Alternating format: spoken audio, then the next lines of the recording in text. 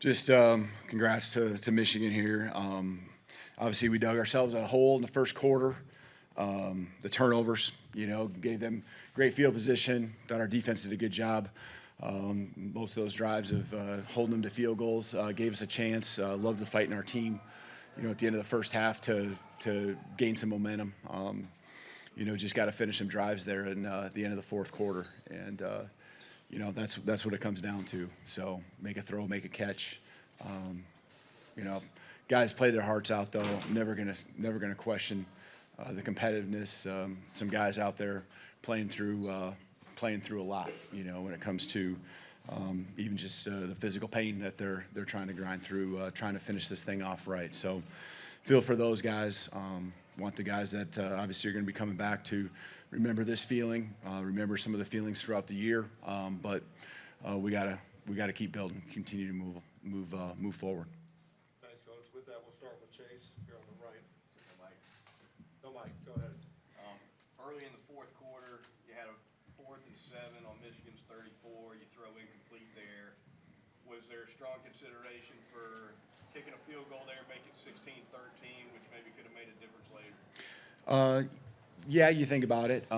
Felt like at the time, and obviously now we know that he can kick the one at the end. From that distance, just felt like we were on the fringe of really what the percentages were.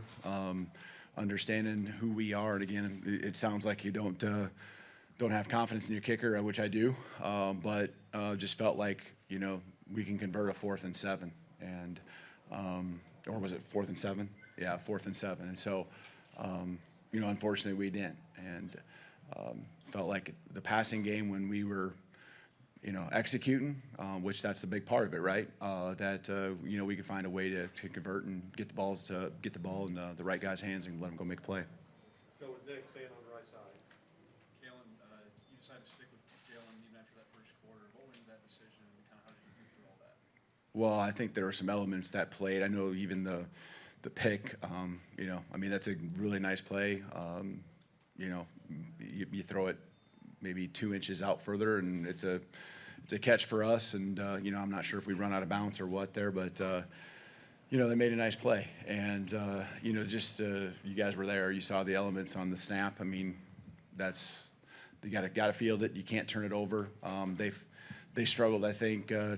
Fortunately, they had the field position. Fortunately for them, they had the field position where they didn't have to really press until the rain kind of moved through. But that certainly didn't help us, and kind of dug ourselves a rut. Had to play a little different style again.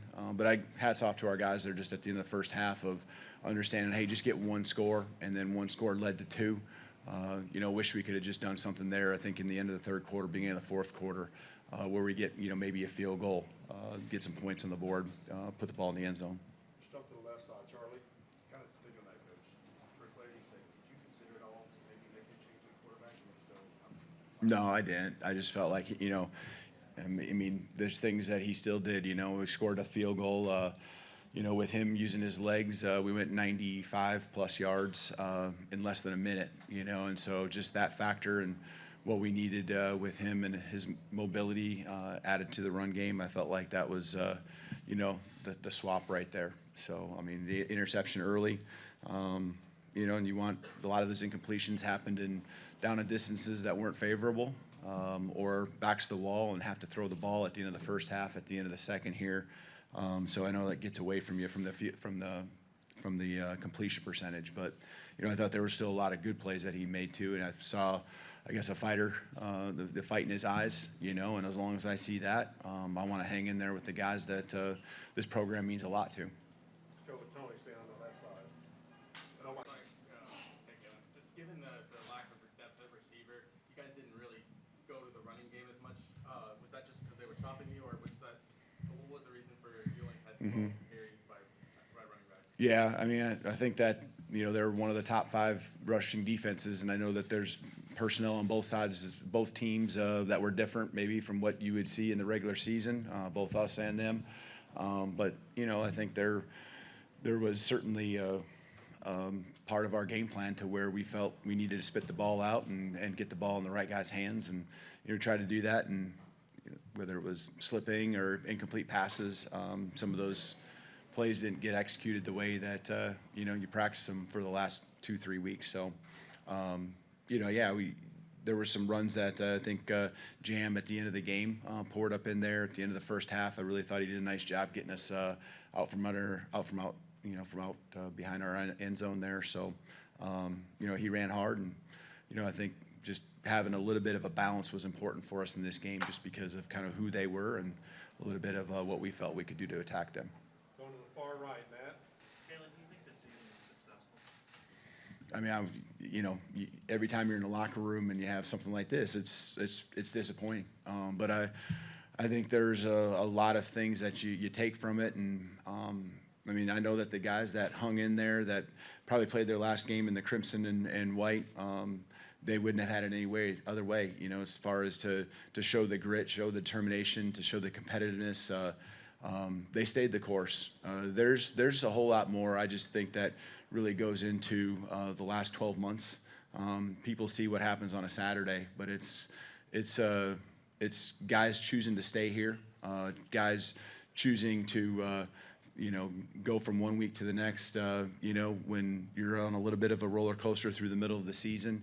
And as long as we learn from it, then to me, then it can be a success moving forward. We're going to take all these things that happened, and there's some things that happened in the game today too that, we got to learn from and make sure that those mistakes don't hurt us a year from now. I don't care if it's turnovers, penalties, it's everything. And so to me, it's a success if we move forward and we take advantage of the lessons, even though we don't want to learn those lessons sometimes, right? Because they're hard. We're going to learn from those lessons, move forward, and be better next year because of it. So, I told the guys that played their last game, how much I appreciate them. I know the teammates shared how much they appreciate them as well in the locker room. And, I know they're going to make us proud when they move on to the next level, and I promise to them we're going to continue to make them proud with the fight and the standard of competitiveness that they instilled in this program here moving forward. Let's go to the second row on the left, starting with Mike. Just, was there an explanation given to you on the sideline for I think just ran into someone on our team. I'm not sure who, or what. All right, we got 2 more questions, starting with Katie.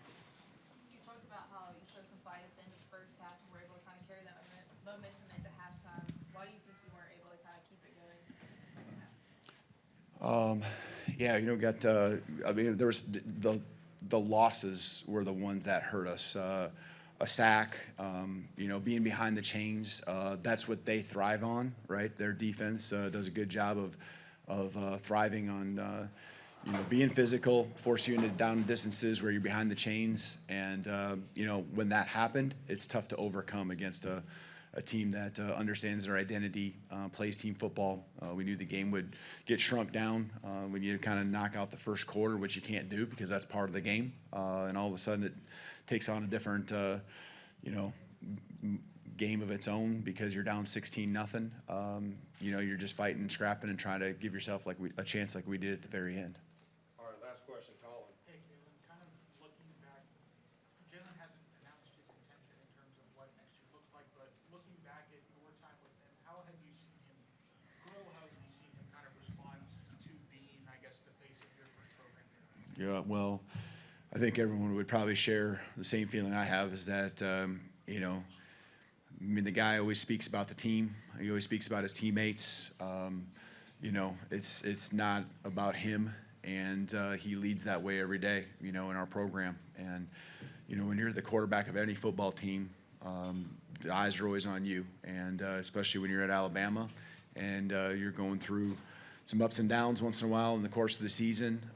It takes on a heavy burden sometimes, and he's just steady. He stays the course, and I guess the fight in him, the ability to move forward. I thought that is something, even in the midst of times when he maybe didn't make a play that he could have made or wanted to make, or even a mistake, which everyone's going to make a mistake here and there. I thought that's one area where he's really improved, especially the last half of the season.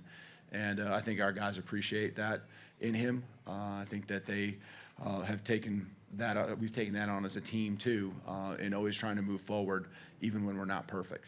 Thanks, Coach. You bet. Thanks. Roll Tide.